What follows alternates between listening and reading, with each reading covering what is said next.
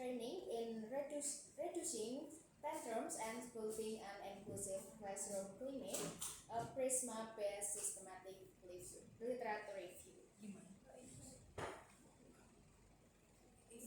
Saya Oh.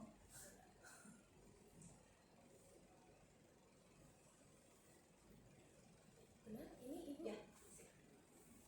Oke. Bismillahirrahmanirrahim. Assalamualaikum warahmatullahi wabarakatuh. Untuk menyemangati hari ini, kita tepuk semangat dulu ya. Tepuk semangat.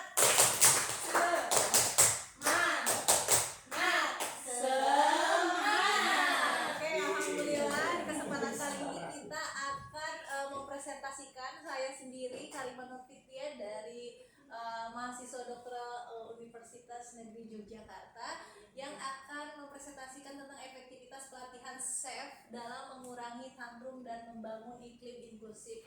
Nah, jadi saya mengambil riset ini karena melihat bahwa di lingkungan inklusif sendiri, sekolah inklusi ini kan memang sangat banyak sekali ya siswanya, terutama di Indonesia ini, apalagi saya yang tinggal di Jawa Barat, satu kelas itu bisa sampai 30 siswa. Sedangkan memang dilihat faktanya siswa itu harus diterima di sekolah-sekolah terdekat. Mengingat kita lihat janji inklusif sendiri bahwa janji inklusif sendiri ini bahwa setiap siswa meskipun berbeda perbedaan,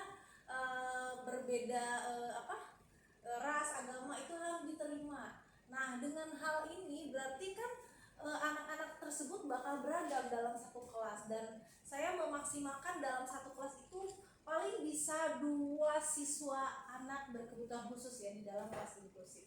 Namun kenyataannya memang tidak semudah yang dibayangkan oleh teman-teman sekalian ya, terutama oleh guru-guru yang menangani anak-anak berkebutuhan khusus ini.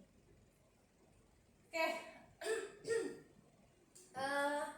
Tentu ini ada urgensi dari penelitian ini, terutama dalam hal bagaimana sih kebutuhan mendesak anak-anak ini dalam hal mengelola perilakunya sendiri, terutama gurunya, kesiapan gurunya, terutama dalam hal anak-anak ketika tantrum menghadapi banyaknya siswa di dalam satu sekolah tersebut.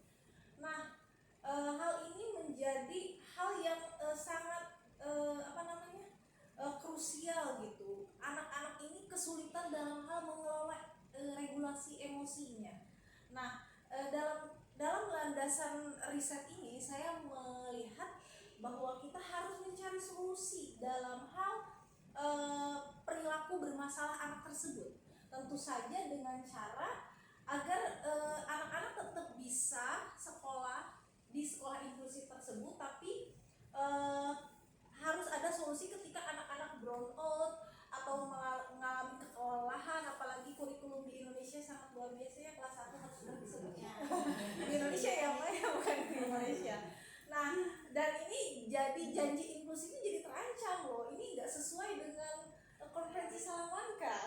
Nah, itu tadi kan yang menjadi tuntutan solusi buat kita sendiri. Nah, caranya itu adalah dengan spiritual emotional freedom therapy. Apa itu spiritual emotional freedom therapy? Itu adalah salah satu pendekatan unik yang menggunakan prinsip-prinsip neurologis dari tapping meridian energi dengan kekuatan afirmasi spiritual doa. Jadi kita kalau ketika anak marah, langsung kita tapping dan mulai bismillah dulu ya, berdoa dulu sesuai dengan agama dan kepercayaan masing-masing.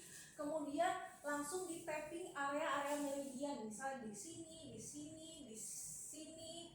pokoknya beberapa tapping yang secara alami bahwa tubuh dan emosi itu terhubung sebenarnya. Jadi ketika kita merasa frustasi, marah, dan ingin mencapai stabilitas perilaku, kadang-kadang kan kita butuh, kayak orang yang stres aja menurut SPKJ harus olahraga untuk mengurangi masalah stresernya. Nah, apalagi anak-anak berkebutuhan khusus ini di kelas inklusi yang notabene-nya pasti banyak tantrumnya lah ya, otomatis kita harus melakukan pemberdayaan ABK untuk mencapai regulasi self regulasi, dan memberdayakan guru juga untuk mengelola stres mereka sendiri.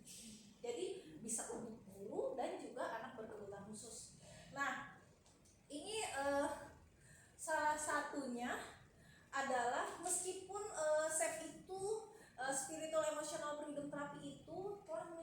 hasil yang positif dalam studi klinis, misalnya mengurangi kecemasan dan trauma. Tetapi apakah SEP ini bisa efektif dan dampaknya iklim di kelas dan faktor moderatornya dalam hal ini? Nah, kita bisa lihat, saya melihat dari metodologi mathematic literature review ini menggunakan pendekatan kualitatif, dan saya cari sumber datanya di Google Scholar, PubMed, ERIC, dan Scopus. Kemudian ada kriteria seleksinya dengan intervensi ABK. Ini sebenarnya bisa untuk anak-anak atau orang-orang dewasa normal lainnya.